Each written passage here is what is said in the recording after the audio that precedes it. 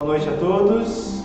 Estamos dando início a mais um culto, dessa vez de forma online por enquanto, devido à bandeira que a gente tem enfrentado, mas nós temos a certeza que o Espírito de Deus falará conosco, mesmo que de forma online, porque a palavra de Deus, ela tem esse poder.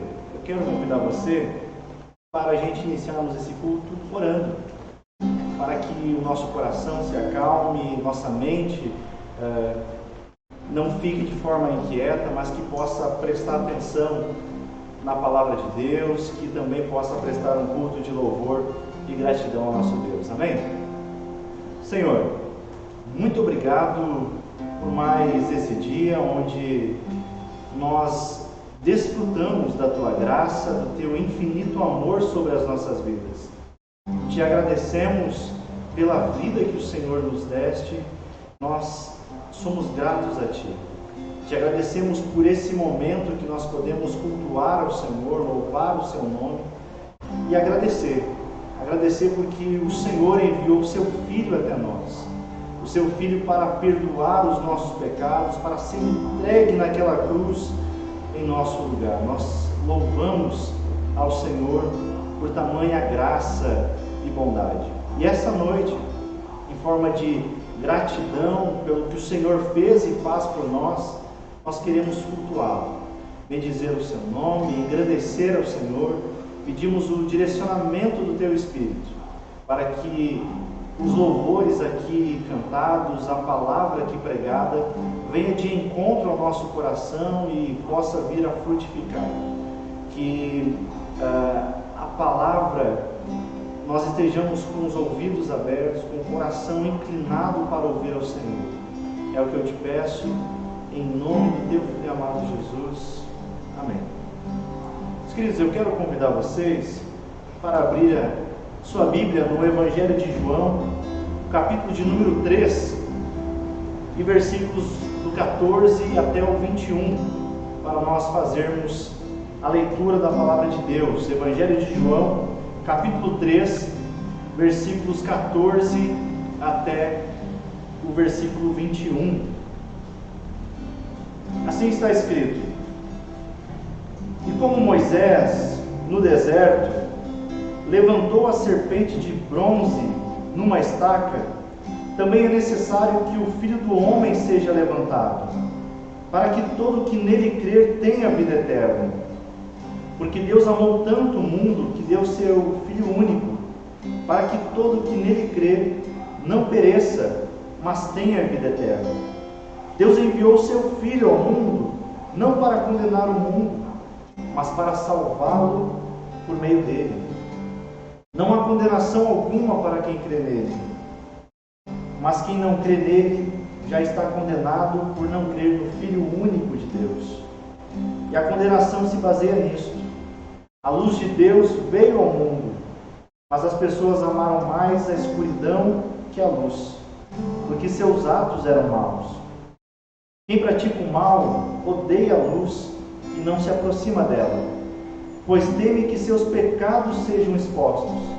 Mas quem pratica a verdade e aproxima da luz, para que os outros vejam que ele faz a vontade de Deus. Amém, meus queridos? Vamos cantar louvores ao nosso Deus?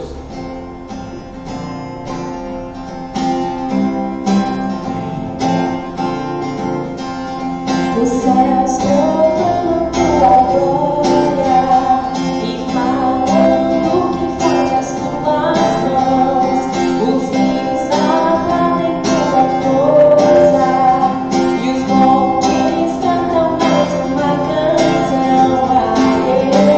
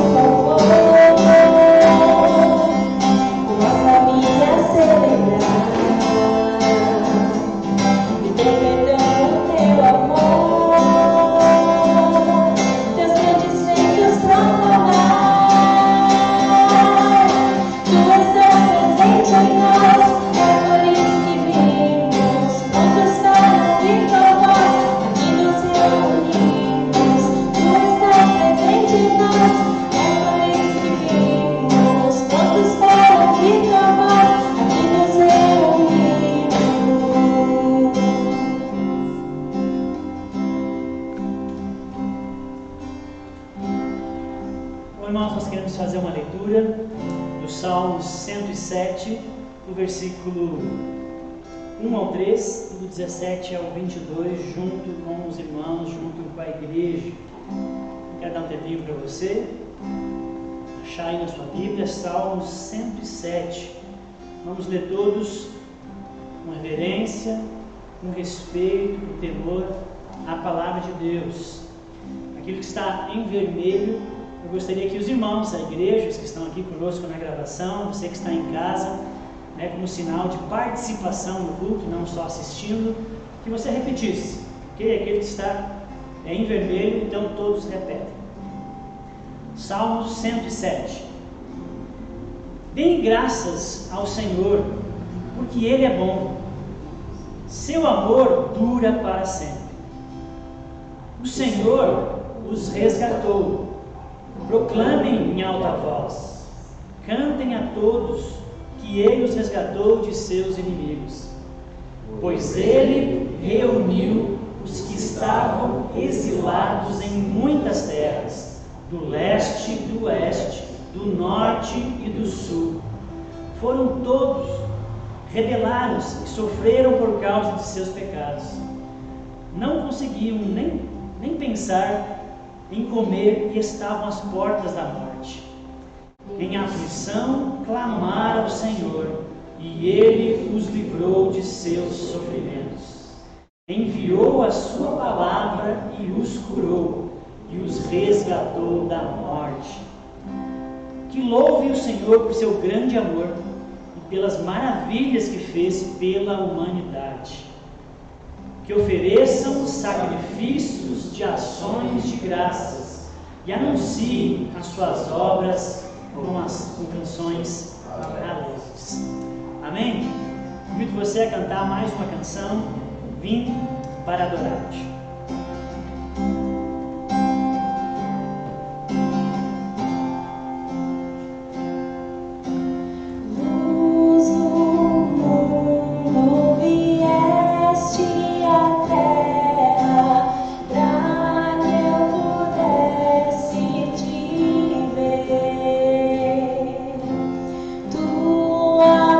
Beleza me leva a adorar-te.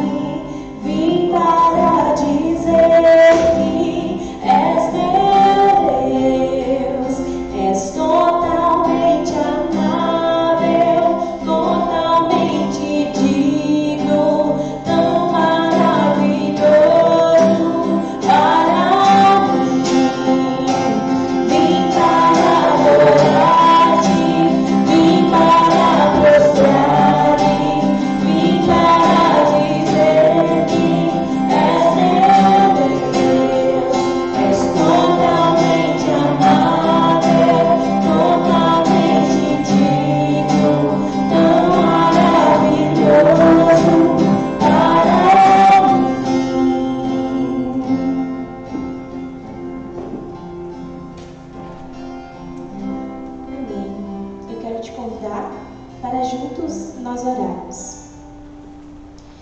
Deus bom e amoroso, em Jesus tu conheces os caminhos em que teus filhos andam e tudo o que podes nos assustar e desencorajar. Torna tua presença real para nós ao fazermos nossa jornada, para que em todo momento e em todas as circunstâncias nos lembremos das tuas bênçãos e nos alegremos. Amém.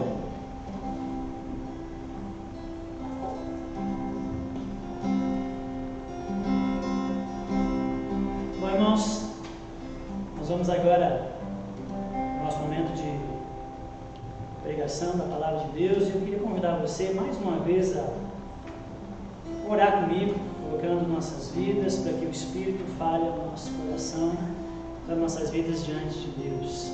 Amém? Pai Santo, a Ti seja a glória, a honra e o poder. Tu és soberano e sabe de todas as coisas. Em Tuas mãos, Deus, está a igreja do Senhor que se reúne aqui neste local para transmissão. Em Tuas mãos está a igreja que se reúne em casa, nos lares dos irmãos. Pai, eu peço a Ti agora que o Teu Espírito Santo de Deus ministre os corações, que o Senhor alimente a alma dos meus irmãos com a Tua palavra, que o Senhor, Pai, fortaleça os joelhos trôpegos, que o Senhor possa, Deus, levantar, Deus, aquele que está prostrado, animar, Senhor, aquele que está, Senhor, abatido, Deus, sarar, Deus, todo enfermo, libertar, Deus, todo cativo, em nome de Jesus, que a Tua palavra, Deus, ministrada, Deus, possa gerar fé, Deus, coragem, ousadia, esperança na vida dos meus irmãos. Abençoe os lares, abençoe os meus irmãos nesse instante. Que o Senhor cresça, que eu diminua, que Tua palavra frutifique em nossas vidas, em nome de Jesus. Amém. Amém, meus irmãos? Só testando aqui, 1, 2, valeu, muito bem. Nós queria convidar você então a abrir a sua Bíblia para a pregação de hoje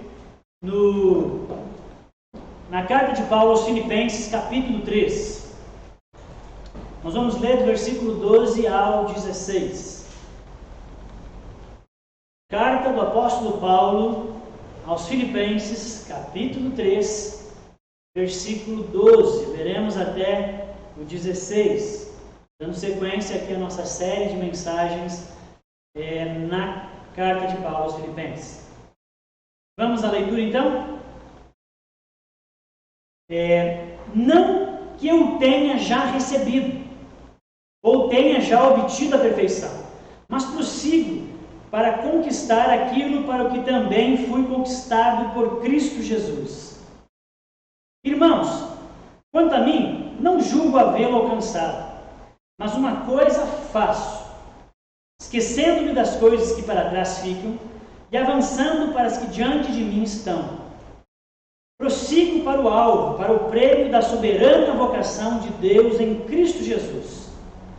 Todos, pois, que somos perfeitos, tenhamos esse sentimento. E se porventura pensais de outro modo, também isto Deus vos esclarecerá. Todavia, andemos de acordo com o que já alcançamos. Irmãos, o apóstolo Paulo, então, estava preso quando escreveu essa carta. Ele estava preso por pregar o Evangelho, ele estava preso por ser um seguidor de Jesus Cristo, quando ele escreveu esta carta. E ele tinha esperança de ser solto. Mas, ao mesmo tempo que tinha esperança de ser solto, por outro lado, ele também sabia que havia uma possibilidade bem grande dele ser sentenciado à morte a qualquer momento. Então a sua situação de vida naquele momento era bastante tensa, muito difícil, aquele momento que ele estava passando em todos os sentidos. Mas mesmo assim, ele escreve essa carta à igreja de Filipos, uma cidade, uma região da Grécia, cujo pano de fundo dessa carta, em todo o seu conteúdo, é a alegria, a felicidade, o contentamento. E por isso que o tema dessa série que nós estamos fazendo é Alegrai-vos, descobrindo a alegria em sua jornada. Em sua jornada de fé, em sua jornada de vida, em sua jornada enquanto homem, em sua jornada enquanto mulher. Estamos expondo aqui a carta aos Filipenses, e se você perdeu alguma dessas mensagens, é só você procurar lá no nosso canal da Igreja Luterana Fé e Vida no YouTube, e você pode assistir. Estão lá todas as mensagens dessa série em Filipenses. Inclusive, a de hoje não está sendo transmitida no YouTube, porque tivemos problema aqui na internet, mas vai ser colocada depois lá, caso você queira ver com melhor qualidade, inclusive, em um outro momento. Então, nós estamos agora no capítulo 3.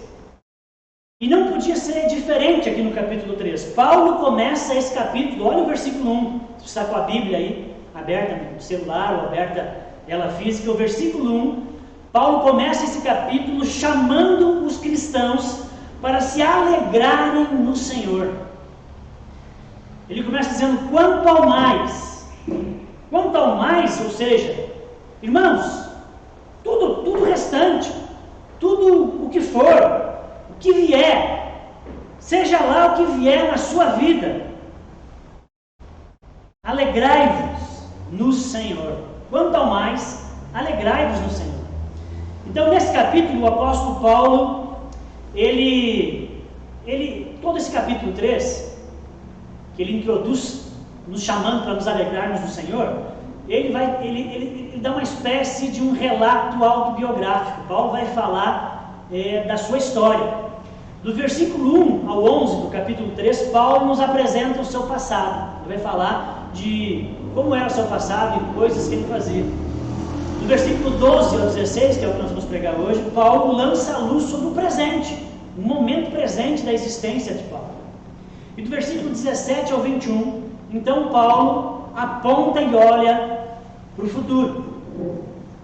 No passado, Paulo abriu mão de seus valores por causa de Cristo. É isso que a gente viu do versículo 1 ao 11. Ele abriu mão de muitos valores e conquistas por causa de Cristo. Versículo 8 diz, considerei tudo perda por causa da sublimidade do conhecimento de Jesus Cristo. No presente, Paulo se via como um atleta, como alguém em movimento, como alguém numa corrida, que estava correndo avidamente, com muito empenho, em direção à linha de chegada, em direção à meta final da carreira cristã. E quanto ao futuro, Paulo se apresenta como um estrangeiro, como uma pessoa, como um habitante dos céus. Nós vamos ver isso na pregação que vem. E ele diz que a sua pátria é o céu, e é do céu que ele aguarda a vinda de Cristo para o encerramento da história. Mas vamos aos versos que nos interessam nessa noite, que é o texto que nós lemos, que é do versículo 12 ao 16, que é o momento presente da vida de Paulo. É o momento presente da vida de Paulo, mas ao mesmo tempo também é o momento presente, o conteúdo desses versículos, do 12 ao 16, também é o momento presente da vida de todos nós cristãos, também é o nosso momento presente. O apóstolo Paulo, nesses versículos, ele usa a figura do atletismo. Ele vai fazer uma analogia do atletismo para descrever a vida cristã, para descrever a nossa vida enquanto discípulos e seguidores de Jesus. Ele vai usar a analogia do atletismo para falar dessa jornada nossa na terra enquanto filhos de Deus. Então, lembrem que Paulo está escrevendo para os gregos. Os gregos, eles têm toda uma cultura, tinham, né? Toda uma cultura focada no homem atlético, no atletismo, no homem forte, porque eles eram homens guerreiros, homens preparados para a guerra. Ontem eu vi 300, filme 300, os meus filhos, e mostra muito essa realidade. Os homens atletas. E as Olimpíadas modernas, inclusive, vieram dos gregos por causa dessa cultura e dessa herança esportiva e atlética que eles têm. Paulo, então, usa a analogia do atletismo para falar da vida cristã nesse trecho. A vida cristã que Paulo está falando, que é o presente das nossas vidas, é a santificação. Eu preguei esses dias atrás sobre Paulo falando da santificação, só que ele estava usando a figura de linguagem da obra. A nossa vida é uma obra inacabada. Deus está agindo nas nossas vidas, está nos transformando. Ainda não somos o que haveremos de ser. Agora Paulo vai usar uma outra figura de linguagem, não mais da obra, mas do atletismo, para falar da mesma coisa, para falar do momento presente das nossas vidas, para falar da santificação, aquilo que nós estamos vivendo enquanto filhos de Deus nessa terra, enquanto aguardamos o retorno do nosso Salvador. O ponto que eu quero aqui salientar inicialmente, frisar, que é bem importante destacar, é que para um atleta participar dos Jogos em Atenas, na Grécia, ele precisava, em primeiro lugar, ser um cidadão grego. Para ele participar dos Jogos, ele precisava ser um cidadão grego. Ele não competia, ele não participava dos Jogos com a esperança de conquistar a cidadania grega. Ele era um grego e por isso participava dos Jogos. Assim também nós, irmãos, que temos Jesus no coração, nós não corremos a carreira cristã para ganhar o céu, para conquistar a salvação ou para merecer a salvação. Não. Nós corremos a carreira cristã porque já somos salvos, porque já somos cidadãos do céu. Veja o versículo 20, aí do capítulo 13. E porque já somos e podemos participar da carreira cristã. E isso independe do nosso desempenho obtido na corrida. Independe dos nossos resultados e desempenho na vida cristã. A salvação não depende disso. Então essa analogia eu quero partir daí, para que você entenda esse princípio, que ele é fundamental. Irmãos, então, a nossa vida é uma grande corrida. Eu queria que você tivesse isso em mente. A nossa vida como discípulos, como cristãos, a nossa vida na terra, enquanto filhos de Deus, aguardando a vinda de Jesus, é uma grande corrida. Entre nessa analogia, entre nessa ilustração que Paulo estabeleceu para nós pensarmos na vida cristã. Tenha isso em mente. E essa corrida ela não é uma corrida de 100 metros rasos, que se resolve rápido. Ela não é uma corrida de 200 metros rasos. Essa corrida que Paulo tem em mente, talvez, queria que vocês tivessem em mente também, ela está mais para uma maratona. Como o Eugene Peterson diz, é uma longa jornada numa mesma direção. Vida cristã não é aquilo que você faz num dia, mas é aquilo que você faz todos os dias ao longo de toda a sua vida. É isso que é a vida cristã. E Paulo está falando, ao falar e ao comparar a vida cristã com o atletismo, porque ele está escrevendo com gregos, os gregos não estão entendendo muito bem essa linguagem de Paulo, ele fala do prêmio. Ele fala que é um prêmio para os vitoriosos nessa corrida. É o prêmio da soberana vocação de Deus em Cristo Jesus, que é o tema da nossa mensagem hoje. A maior das vocações. Suprema vocação de Deus em Cristo Jesus. Vocação. A palavra vocação vem do latim, vocare, e significa um chamado especial para você realizar uma determinada ação. Isso é vocação. Um chamado especial para você desempenhar, para você desenvolver, realizar determinada ação. Irmãos, a soberana vocação, que é o tema da mensagem de hoje, ou a maior de todas as vocações, é a corrida das nossas vidas. É a nossa vida cristã, é a nossa vida diante de Deus. É a jornada de fé de todos nós, até o nosso último dia, ou até que Cristo volte para buscar os seus. Essa é a soberana vocação, é a nossa corrida, é aquilo que fazemos, ou deveríamos pelo menos fazer, todos os dias, momento a momento, passo a passo, com a finalidade de agradar o nosso amado Salvador. Essa é a soberana vocação, é a vida cristã vivida diante do Deus Trino. Agora veja bem, temos muitas vocações a desempenhar em nossa vida. Todos nós temos muitas vocações. Algumas são transitórias. A gente desempenha e depois deixa de desempenhar. São momentâneas. Outras são permanentes. Por exemplo, nós somos chamados ou vocacionados para ser filhos. E essa é uma vocação permanente. Você nasce filho e vai ser filho até o fim da sua vida. E com isso tem algumas atribuições de filho. Somos vocacionados para ser pais.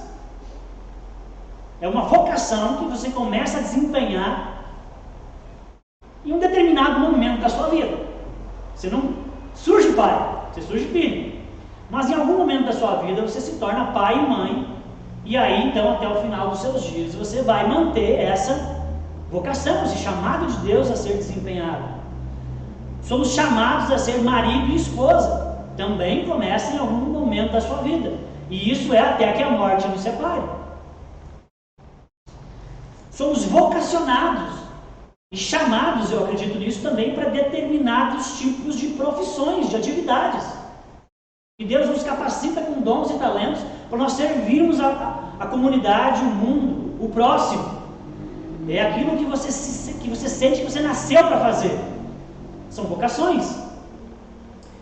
Agora, só citei algumas, entre todas as vocações que nós temos e que somos chamados a desempenhar e a fazer, o versículo 14 que nós lemos fala que há um chamado soberano. O versículo 14 diz que há um chamado superior a todas as demais vocações. E esse chamado soberano, ela é superior, ela é maior e melhor que todas as demais vocações. Ela tem um maior valor que todas as demais vocações. E é por isso que deve ter a primazia, vir antes, ser prioridade em nossas vidas. É essa soberana vocação que nós temos que dedicar maior tempo, mais força e mais empenho em nossas vidas. Porque é a soberana vocação, o entendimento que nós precisamos viver uma vida de santidade diante do Deus Trino que nos chamou e nos salvou, que vai regular, essa soberana vocação é que vai regular as demais vocações de nossa vida. Sem a soberana vocação, as outras vocações correm o risco de assumir a primazia e isso trazer caos e confusão quando não vão competir entre si. Vai ter vocações na nossa vida que vão competir entre si e vai ser um caos. É a soberana vocação de viver para a glória de Deus, de servir a Jesus Cristo, que regula e traz alegria e paz e harmonia às demais vocações em nossa vida. Então, a maior de todas as vocações é a soberana vocação de Deus em Cristo Jesus para as nossas vidas, que é viver para a glória de Deus em tudo que você faz, conforme diz 1 Coríntios 10, 31. Quer comamos, bebamos ou qualquer coisa, a gente precisa fazer tudo para a glória de Deus. A soberana vocação é viver de modo digno do Evangelho, que é um tema que Paulo está desenvolvendo aqui nessa carta. Está fazendo várias analogias para nos ensinar e nos mostrar o que é viver de maneira digna do Evangelho, e agora ele vai fazer a analogia do atletismo, para nos ensinar o que é a vida de maneira digna do Evangelho, que está registrado lá no capítulo 1, versículo 27 de Filipenses. A soberana vocação de Deus para as nossas vidas é uma vida de santidade, conforme 1 Tessalonicenses 4,7, que diz que Deus nos vocacionou, é isso que o texto diz, Deus nos vocacionou, Deus nos chamou para a santidade, não para a imundícia. Deus nos chamou para a santidade. Esse é o nosso maior chamado, irmãos. Essa é a soberana vocação de Deus nas nossas vidas. A santidade, o caminho da perfeição. E Paulo vai desenvolver esse tema aqui da perfeição nesses versículos. Você prestou atenção na leitura que nós fizemos? Ele falou várias vezes, a palavra perfeição aparece ali. Ele vai desenvolver o tema da perfeição aqui nesse texto. Esse deve ser o objetivo maior da corrida das nossas vidas. Bem como diz a primeira pergunta do Catecismo de Westminster. Qual é o fim último? Qual é a finalidade maior da vida do homem? Por que nós existimos? Qual é a finalidade maior? É a soberana vocação. O Catecismo responde: é glorificar a Deus e se alegrar nele plenamente, eternamente. Glorificar a Deus e se alegrar nele. Então esse deve ser a nossa motivação. Então, a corrida, nessa figura de linguagem de Paulo, é a soberana vocação de Deus para as nossas vidas. Mas ele fala de um prêmio também. Numa corrida, todos correm para tentar chegar na frente e receber um prêmio, um troféu, uma medalha, alguma bonificação. Então Paulo fala de um prêmio. E a recompensa e o prêmio que Paulo está falando aqui, esse prêmio é para aqueles que perseverarem até o fim. O prêmio é a vida eterna. O prêmio é ser achado ou ser contado entre aqueles que vão ressuscitar dos mortos no último dia, ressuscitar para a vida e não para a morte. Esse é o prêmio. Nós vemos isso no versículo 11 do capítulo 3. Antes de começar essa perícope, Paulo encerra falando da ressurreição. E aí ele começa a falar do atletismo e o prêmio é esse. É você receber a vida eterna, é você ter a vida eterna, é você chegar no último dia e ser achado entre aqueles que vão habitar no novo céus e nova terra. Ok, irmãos, isso aqui foi só para fazer uma exegese, uma explicação rápida desses versículos. Agora, olhando para esses versículos e pensando na soberana vocação de Deus para as nossas vidas, eu vejo alguns elementos essenciais para que a gente avance nessa corrida com qualidade, para que a gente tenha progresso, para que a gente seja bem sucedido e para que a gente alcance o prêmio. Eu vejo alguns elementos bem fundamentais que Paulo fala aqui nesse texto. Eu queria falar para vocês. Então, quais são os elementos fundamentais para ter sucesso na corrida da fé?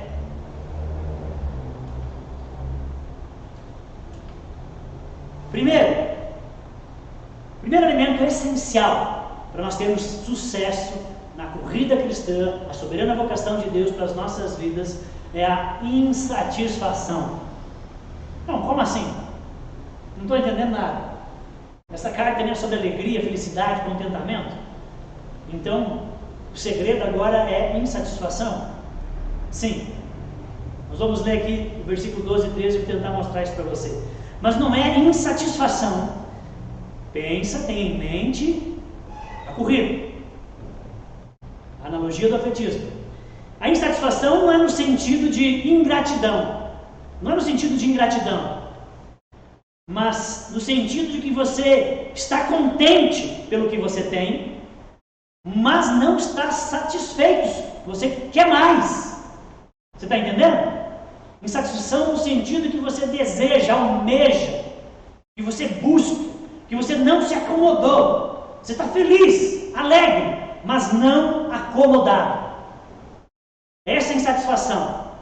Nós precisamos ter, para nós termos sucesso na soberana vocação de Deus, que é a vida cristã vivida diante dos olhos de Deus. Paulo diz que ele não julga já ter alcançado a perfeição. Eu falei isso no versículo 12. Eu não julgo ter alcançado a perfeição. Não que eu já tenha alcançado a perfeição, ele diz no verso 12. No verso 13 ele diz, não julgo havendo alcançado. Ou seja, Paulo está olhando para si e ele está dizendo, eu não sou perfeito. Eu não alcancei a perfeição. Irmãos, no que diz respeito à perfeição, o grande apóstolo Paulo é apenas um entre nós. É mais um na fila do pão. Era um grande líder, era apóstolo, com A maiúsculo, homem de Deus, sim, mas como nós, lutava com tentações, como nós, pecava, como nós, tomava decisões erradas, como nós, tinha dias ruins, coisas ruins aconteciam e coisas davam erradas na sua vida. Veja, ele estava na mesma corrida que nós estamos hoje. Ele ainda não tinha cruzado a linha de chegada. Ele ainda não tinha o troféu nas suas mãos. E mesmo diante de todas as limitações e dificuldades da sua vida, das canseiras e frustrações, ele continuava correndo. Porque ele sabia que o objetivo ainda não tinha sido atingido. Embora tenha sido um homem de Deus, um servo fiel, valoroso, na pregação do Evangelho, no plantio de igrejas, Paulo nunca ficou satisfeito com suas vitórias espirituais e com o seu progresso na fé. Estamos falando de Paulo. E ele fala ali, se tem alguém aqui que pode estar satisfeito com as minhas conquistas, esse sou eu. É a perícope anterior, que foi pregado domingo passado. E ele nunca ficou satisfeito com o seu avanço e com o seu progresso na fé. Paulo queria mais. Ele disse, eu avanço. Eu quero mais de Deus na minha vida. Eu quero mais da sublimidade do conhecimento de Cristo. Eu quero um relacionamento melhor de Deus. Eu quero pregar melhor o Evangelho. Eu quero crescer como pregador. Eu quero melhorar como pastor. Eu quero ser um pai melhor. Paulo não. Isso agora o Marcelo está falando. Paulo não casou, nem teve filhos. Uma insatisfação santa é o primeiro elemento essencial para nós avançar na corrida cristã, gente. Está entendendo?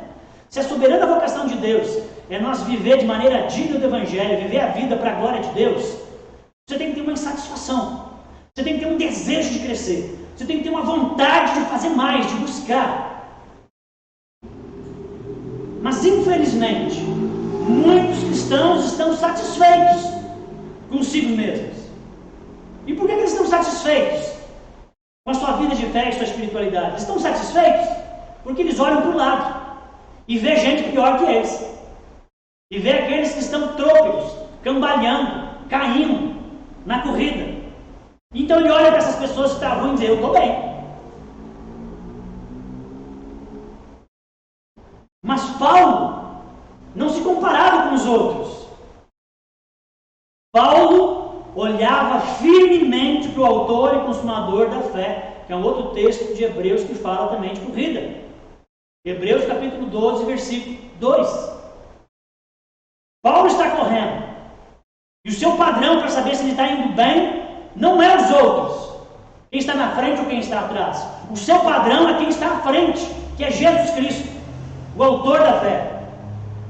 E conforme o versículo 5 desse capítulo que nós estamos estudando, 3, Cristo é o nosso modelo a ser seguido. E Paulo está olhando para Cristo, ele é o padrão da corrida. Se Paulo vai se comparar, ele se compara a Cristo. E ele se mantém motivado, e ele percebe que ele tem muito a avançar, muito a crescer.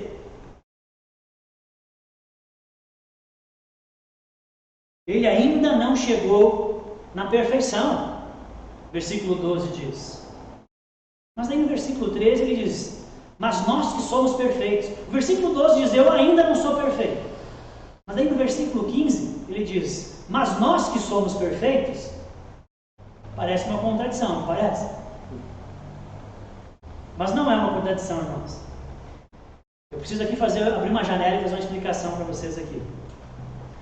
Na teologia paulina, o conteúdo de todas as cartas de Paulo, ele usa muitas vezes, ele desenvolve esse tema da perfeição. A palavra grega para perfeição é teleios. E teleios tem vários significados. Então você tem que entender o contexto para você saber qual o significado da palavra está se aplicando ali. A gente olha para a palavra perfeição e geralmente a gente tem uma ideia única. Mas a palavra teleios tem vários significados. Por isso que não há uma contradição no que Paulo está escrevendo ali. Porque são dois significados diferentes. E usa no 12 e usa no 15. Teleios pode significar na teologia de Paulo maturidade. Que é o versículo 15. Nós que somos perfeitos precisamos ter esse sentimento que ele está dizendo. Nós que somos maduros.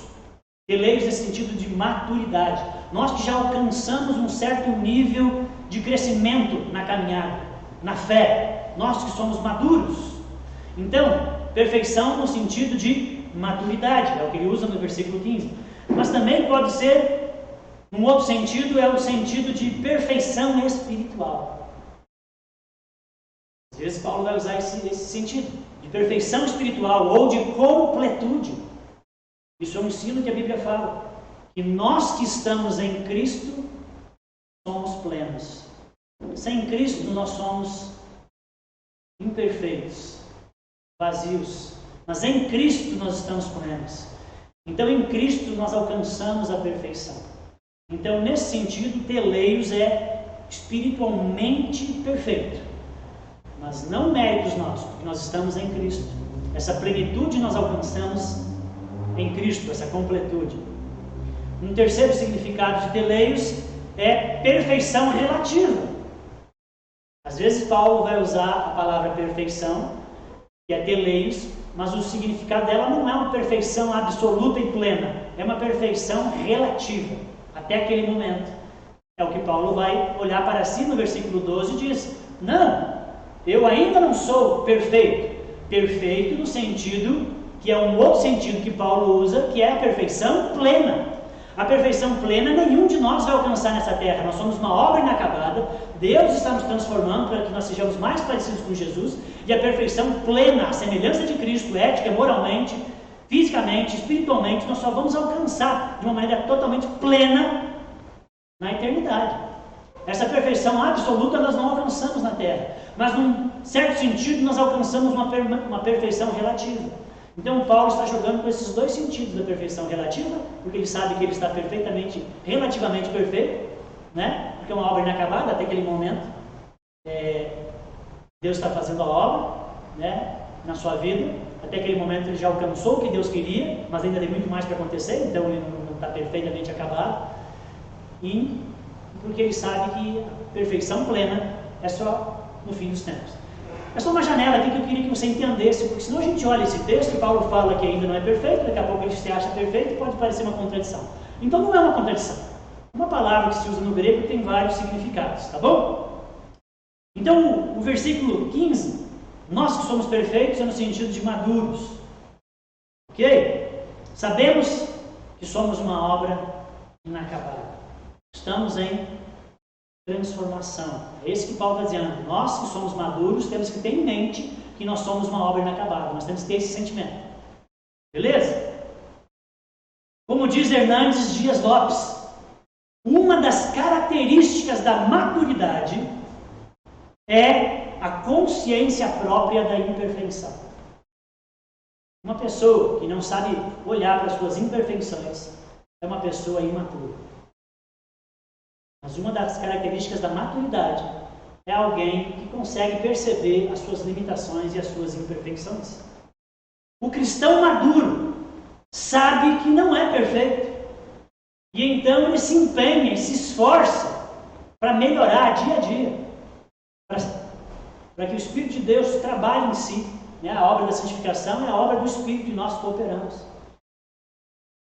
Os falsos líderes daquela época, que Paulo vai começar o capítulo aí dizendo os cães, os maus obreiros, no versículo 2, aqueles líderes eles se vangloriavam. eram líderes imaturos, que não tinham uma noção de quem eles eram diante de Deus. Eles se achavam perfeitos, eles se achavam os bambambãs, os bonzãos. Os líderes judaizantes também se vangloriavam e se achavam perfeitos. Por quê? Porque eles eram os que guardavam a lei, eles eram o povo de Deus, circuncidados. Os judaizantes, era uma característica dos judeus, eles também se achavam perfeitos. Mas Paulo, diferente desses líderes que se vangloriavam e se achavam nesse nível de perfeição absoluta, Paulo era humilde e dizia: não julgo ter alcançado a perfeição. Versículo 13. E por isso Paulo corria bem a carreira que era proposta, porque ele era humilde. A presunção, irmãos, a soberba espiritual é um sinal evidente de imaturidade espiritual. Pessoas soberbas, que acham que sabem tudo, que não sabem ouvir, é um sinal de imaturidade espiritual. A falta de percepção de si mesmo aos olhos de Deus é o que essas pessoas têm. Bom, a gente vê isso também que na Bíblia, em outros textos, a igreja de Sardes, por exemplo, no Apocalipse, julgava a si mesma como uma igreja viva.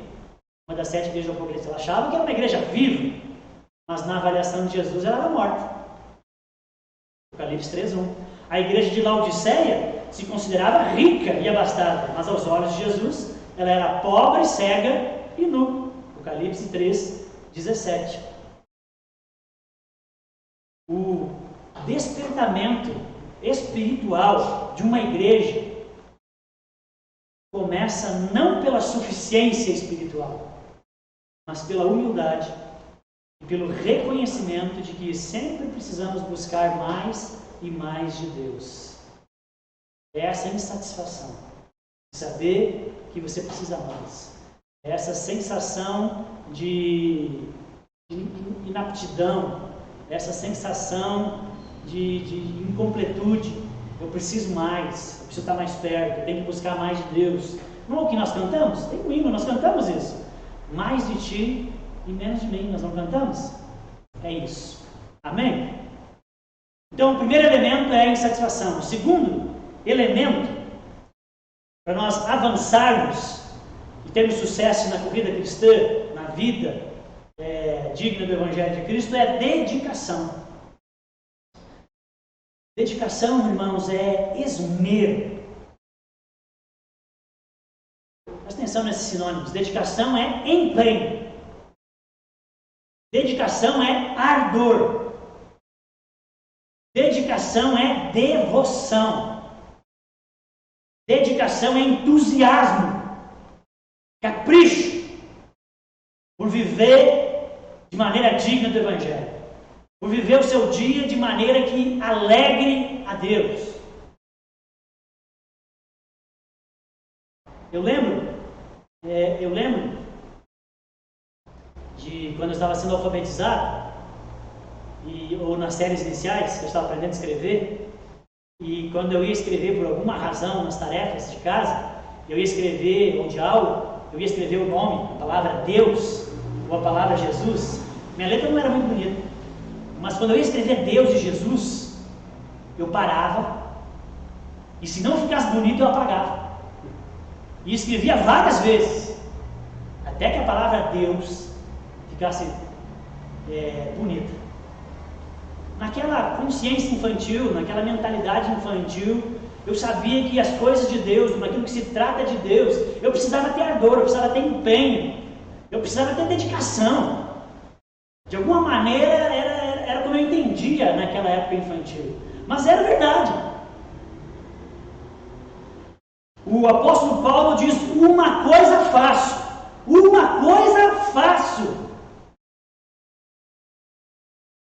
Uma coisa é importante para mim. E o que é? É viver a vida de maneira digna do Evangelho de Cristo. Para mim, viver é Cristo. É viver a vida de santidade. É fazer as coisas para a alegria de Deus, para glorificar Jesus. Uma coisa faço. Uma coisa é muito importante para mim. Uma coisa é vital. É superior a todas as outras. Paulo sabia que era imprescindível viver para a glória de Deus. gloriar-se nele eternamente. E qualquer outro objetivo de vida seria empobrecer a vida. Esse era o seu objetivo. E ele estava empenhado, determinado, vivia apaixonadamente esse propósito. Tudo na vida de Paulo convergia para isso. Uma coisa eu faço, tudo convergia para uma vida que glorifique a Deus, para o Evangelho. Na história de Marta e Maria, que muitos de nós conhecemos muito bem, na cidade de Betânia, quando Jesus visitou Marta e Maria em suas casas, a história nos conta, o Evangelho nos conta, está lá, esse relato está em Lucas 10, 42, a Bíblia diz que Marta ficou distraída com muitas coisas. Marta estava fazendo um montão de coisas, mas Jesus lhe disse: Marta, Marta, uma coisa só é necessária. Uma coisa só é necessária, irmãos. Há crentes que dividem a sua atenção com um monte de coisas. Tem a sua mente dividida com um monte de coisas. E como as sementes lançadas entre os espinhos, acabam então sufocados e infrutíferos, como a parábola do semeador de Marcos 4. Está dividido com um monte de coisas dessa vida. Dedicação é o segundo elemento essencial para avançar na corrida de fé, na corrida cristã, na corrida para a glória de Deus, e você ser bem sucedido. Você precisa de dedicação. As coisas não são ao natural. Você precisa ter dedicação. Você precisa focar na sua relação com Deus. Você precisa focar em ter um tempo de qualidade com Jesus, com a sua palavra. Dedicação tem a ver com excelência. Dedicação tem a ver em você dar o seu melhor. Não dê restos, não dê sobras para Deus. Dê o seu melhor. Que a nossa vida possa ser como a do profeta Daniel, que a Bíblia fala que nele havia um espírito excelente. Daniel capítulo 6, versículo 3. Nele havia um espírito excelente, e por isso que tudo que ele fazia prosperava. Tudo que caía nas suas mãos ia bem. Crente relaxado não prospera, não progride, não avança na fé. Gente, se tem uma coisa que me noja, é a falta de excelência, é a falta de esmero. A ideia que tem na mente de alguns cristãos de que se é para Jesus e que se você está fazendo de coração, então pode ser de qualquer jeito. Isso me noja. Isso é porquice. Isso é relaxamento. Isso é mediocridade. Se é para Jesus, não pode ser de qualquer jeito.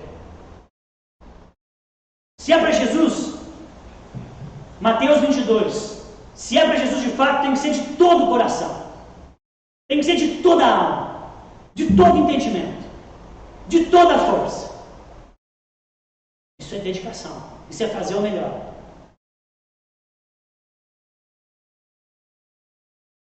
Para Jesus, querido, faça o seu melhor. Eu, quando criança, eu queria desenhar o nome de Deus bem bonito.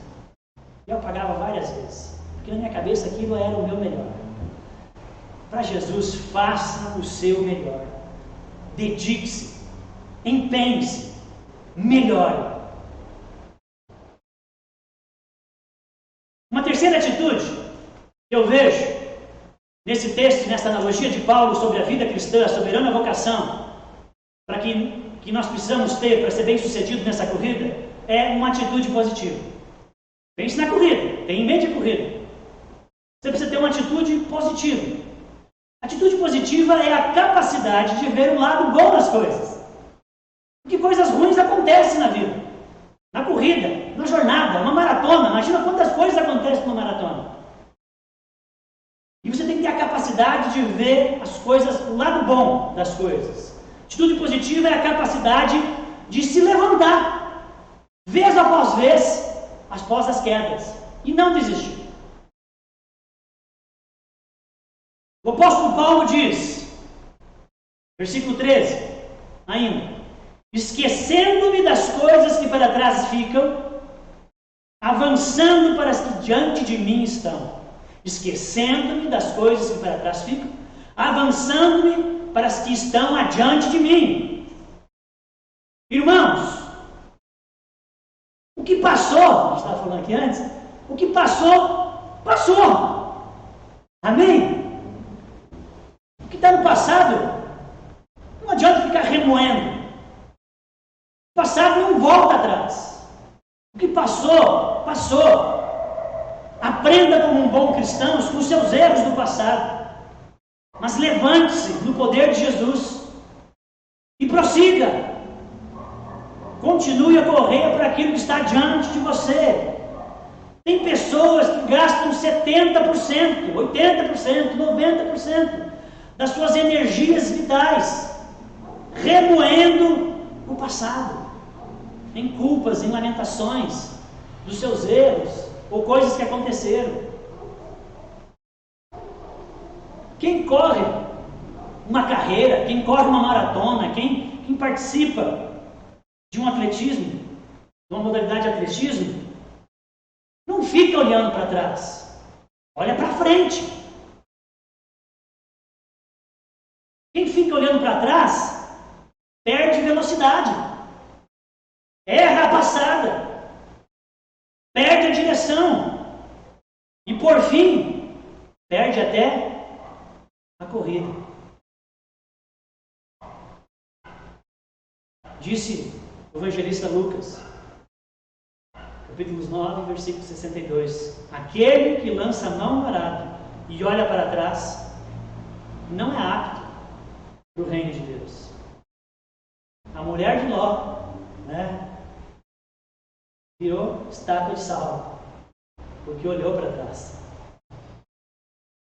Como diz, agora alguns podem me criticar, como diz gloriosa Beth Carvalho em sua canção, que muitos conhecem. Não vou saber aqui fazer a melodia nem cantar. Se eu fosse da área, eu faria e ficava até mais bonito. Mas eu vou só falar a canção. Um homem de moral não fica no chão, nem quer que mulher lhe venha dar a mão. Ele reconhece a queda e não desanima. Levanta, sacode a poeira e dá a volta por cima. Meu irmão, isso aqui não é autoajuda, tá? Mas está ali no texto. É o Evangelho. É esse empenho em viver a maneira digna para Jesus, que te ajuda a desenvolver essas características que são importantes na jornada. A vida, meu irmão, cristã, muitas vezes, a vida vivida diante dos olhos de Deus, muitas vezes, por causa da realidade do pecado, ela é dura, ela é difícil. E em função de a vida ser dura e difícil em muitos momentos, que são momentos que nós estamos vivendo, a vida e a corrida, ela tem espaço sim para o lamento. Não é que você não pode agora sofrer ou lamentar. Não, tem espaço para o sofrimento, tem espaço para o lamento. Mas não dá é para parar, não dá é para ficar para trás. Não dá é para ficar lambendo as feridas. Faça dos limões uma limonada. Avance para o que está diante de vós. Amém? Esquecendo das coisas que para trás ficam. Avance. Amém, meu irmão? Use sua energia para viver o presente para a glória de Deus, com expectativa do que há por vir. Viva a antecipação do porvir hoje, que é o reino de Deus já entre nós. avance. Atitude positiva é outro elemento fundamental para ter sucesso na carreira. Um quarto elemento para nós termos sucesso na carreira cristã é determinação. Versículo 14 nos mostra isso. Determinação é tipo você ser tipo um pitbull, entendeu?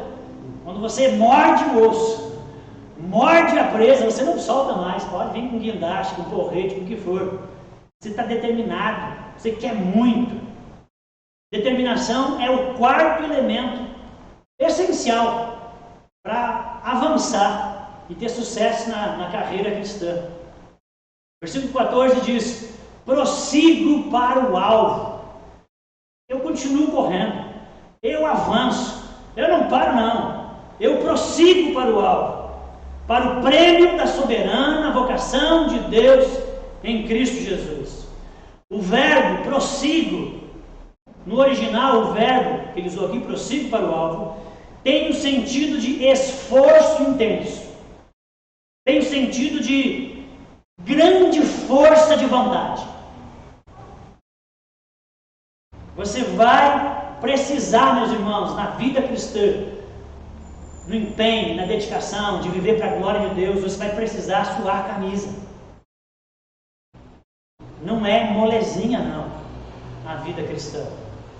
Como disse C.S. Lewis certa vez, se você está à procura de uma religião que te deixe confortável, uma religião molezinha, facilzinha, chuchuzinha, definitivamente eu não lhe aconselharia o cristianismo. Um indivíduo não se torna um atleta vencedor apenas ouvindo palestras sobre atletismo, apenas lendo livros sobre atletismo, ou observando atletas na arena ou na cancha de corrida. Não! Se você quiser ser um atleta bem-sucedido, você vai ter que entrar no jogo. Você vai ter que suar a camisa, meu irmão. E vai ter que ter vontade de vencer, de chegar no fim, de glorificar a Deus, cumprir um bom combate, completar a carreira. Paulo, antes de conhecer a Cristo, ele perseguia a igreja de Cristo. Ele perseguia os crentes e os prendia ou levava no Coliseu. Agora, ele persegue o prêmio,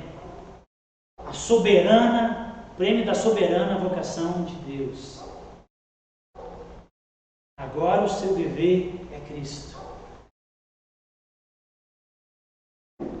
E a sua vida é glorificar a Deus e se alegrar nele, na jornada, e daqui por toda a eternidade. Nada o impedirá. Nem a morte, ele diz no outro texto, nem a prisão, nem a fome, nem a nudez, nem anjos, nem espada. Nada o impedirá. Gente, se nós tivéssemos a mesma determinação para lutar pela igreja e pelo reino de Deus que nós temos pelos estudos, pelo trabalho, pelo esporte, pelo lazer, pelo dinheiro, o mundo seria revolucionado. Você não concorda comigo? É ou não é verdade? Se nós tivéssemos a mesma determinação que eu sei que você tem para outras coisas, se nós tivéssemos para a igreja, para o reino de Deus, o mundo seria muito diferente do que ele é. Embora a salvação seja gratuita, o reino de Deus é conquistado pelo esforço. Jesus disse isso, Evangelho de Mateus, capítulo 11 e 12.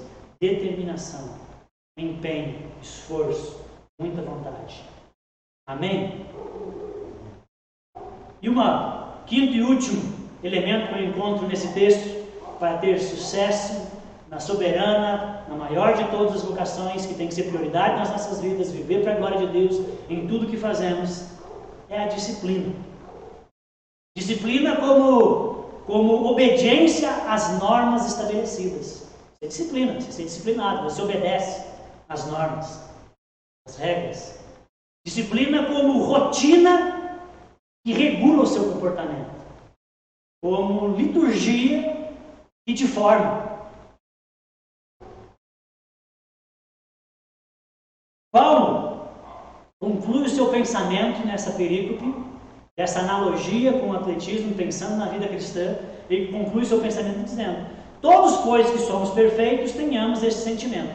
E se, porventura, pensais de outro modo, também isto Deus vos esclarecerá. Todavia, andemos de acordo com o que já alcançamos. Todavia, andemos de acordo com o que já temos na bagagem para a corrida, com aquilo que já está à disposição, com aquilo que já alcançamos. A palavra grega aqui para andamos, no versículo 16, é um termo militar. Lembra os gregos, atletismo militar, homens de guerra, homens disciplinados, determinados. A palavra aqui para andemos é um termo militar que significa permanecer em linha. Se você lembra do filme 300, você entende do que eu estou falando. E Paulo sabia disso. Paulo não viu o filme 300, mas Paulo viu, talvez, o próprio acontecimento. Não daquele episódio lá do filme. Tá, estou me bananando, esquece. A palavra grega andemos, então é um termo militar que significa permanecer em linha. Você já serviu, você entende isso, né? Permanecer na ordem, em ordem, manter o padrão. Andemos de acordo com o que já foi alcançado. Não basta correr com disposição, gente, e então vencer a corrida. O corredor cristão também deve obedecer às regras da corrida. Na corrida cristã, não é só a chegada que importa. Não é só a eternidade, o céu que importa. O percurso também importa. A maratona é importante.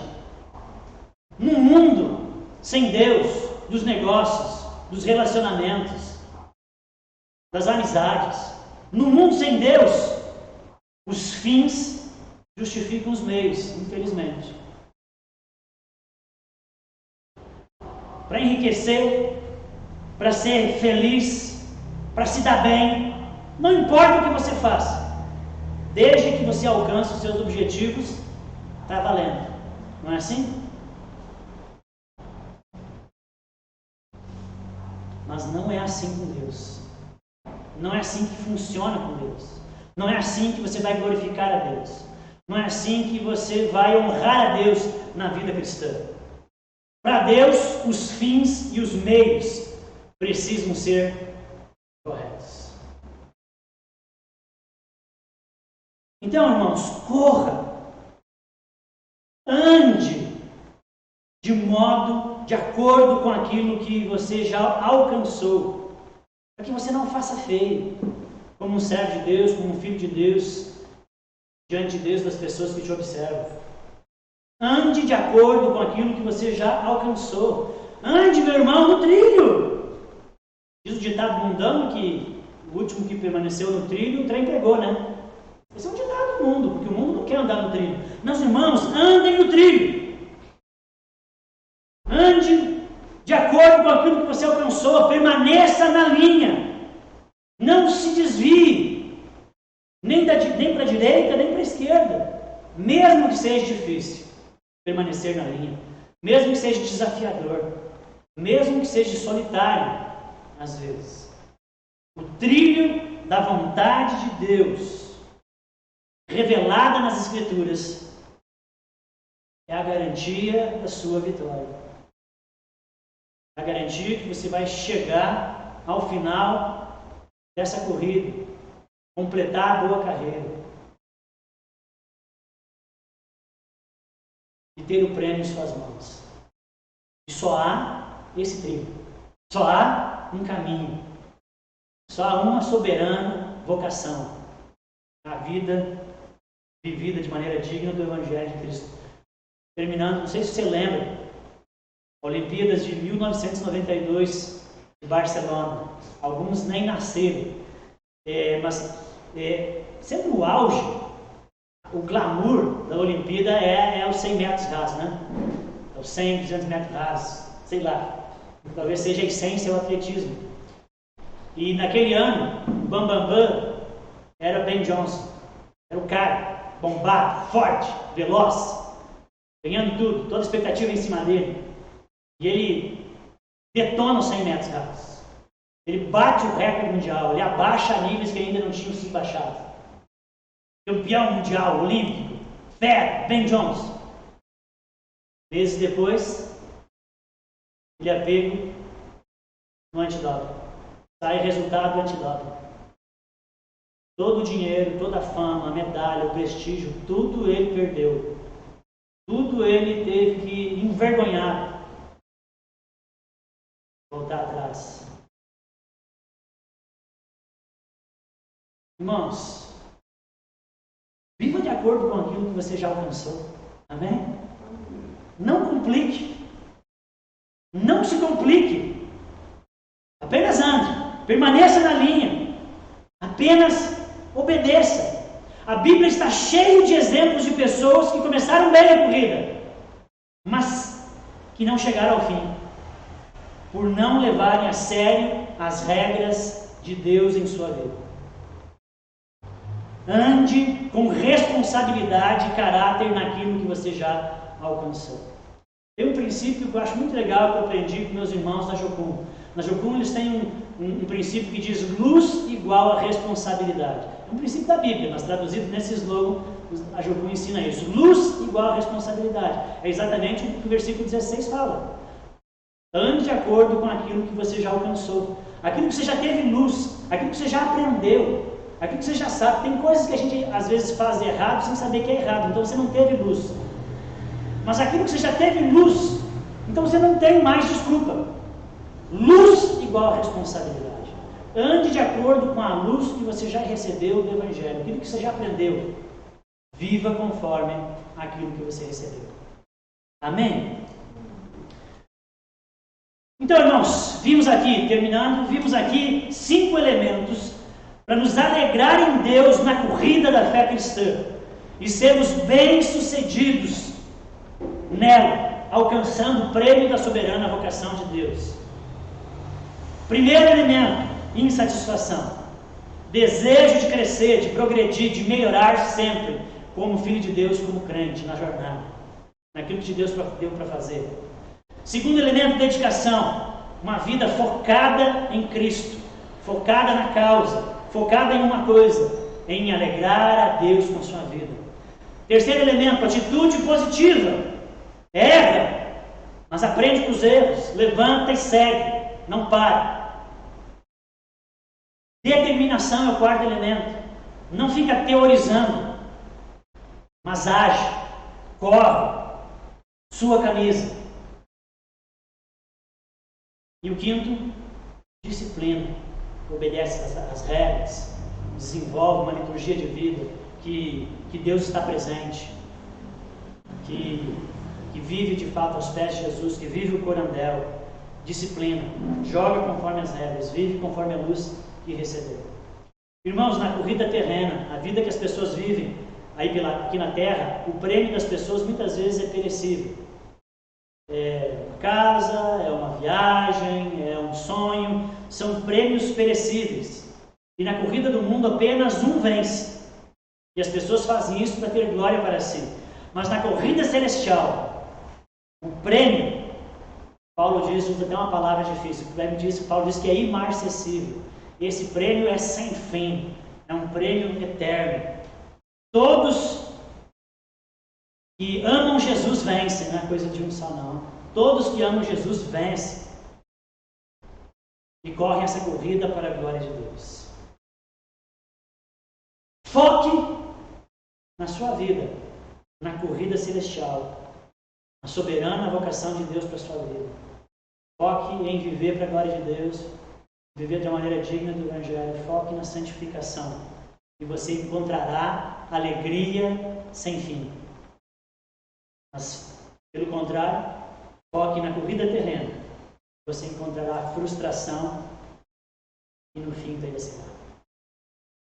Vamos orar? Querido Pai, eu quero colocar, Senhor, essa palavra que ouvimos, esses elementos que ouvimos diante do Senhor, e orar pela igreja do Senhor que ouviu essa mensagem, orar por aqueles que ouvirão talvez no futuro. Deus, por meus irmãos e por minha vida, Deus, queremos clamar a Ti para que o Senhor nos ajude a viver isso. Ajude-nos, Deus, a ter essa insatisfação, esse desejo de crescer, dedicação, atitude positiva, determinação, disciplina. Que a nossa vida tenha, Deus, e na nossa corrida, Senhor, realmente esses elementos possam nos fazer fluir. Deus, que possa glorificar a Ti a nossa vida, que possamos pregar o Evangelho, alcançar pessoas, sermos uma carta aberta, sermos, Deus, empolgantes na fé que vivemos contigo.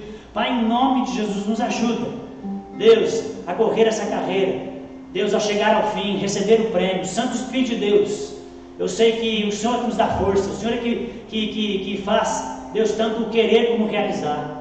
Mas nos ajuda, Senhor, a agir em conformidade com a Sua palavra, em conformidade com o que o Senhor nos deu, em nome de Jesus. Dá-nos força, dá-nos esse desejo a cada manhã, todos os dias, e que não venhamos esquecer, Deus, que toda a nossa vida está envolta nessa grande vocação, que a gente possa encontrar alegria nisso, e que essa vocação maior possa de fato ser o maior amor das nossas vidas, e esse maior amor regular todos os demais amores da nossa vida, colocando eles em ordem.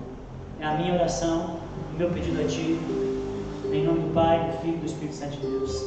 Amém. Amém, meus queridos.